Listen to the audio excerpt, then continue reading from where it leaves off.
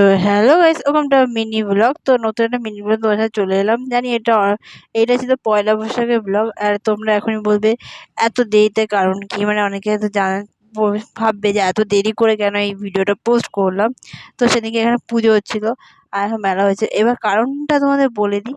কারণ কিছুই না, কারণটা হচ্ছে সেরকম কিছুই না, কারণটা ছিল একটাই, দুটো, যে আমার অ্যানুয়াল প্রোগ্রামের জন্য স্টেজ রিহার্সাল চলছে, এমনকি এক্সাম ছিল আমার।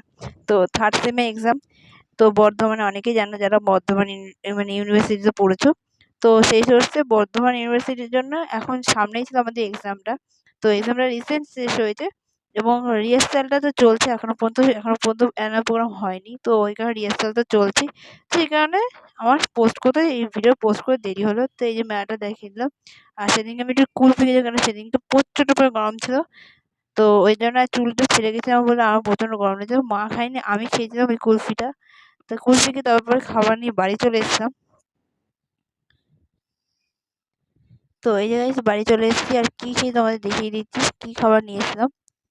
তো এইটা ছিল সেই খাবারটা যেটা খেয়েছিলাম আমি আর মা। আর সেদিনকে একটু ওয়েস্টার্ন ট্রাই করেছিলাম। তো আগেরবার কুর্তি পরেছিলাম, এবার ওয়েস্টার্ন ট্রাই করেছিলাম। আর এটা আমাদের ব্ল্যাক টি শার্টটা আমাদের নাচ স্কুলে লাগে, তাই জন্য কেনা। আর এই প্যান্টটাও কিনেছিলাম। তো চলো গাইস, নেক্সট কোনো তুমি আবার দেখা হবে। তো ভালো থেকো, সুস্থ থেকো। Love you all. বাই।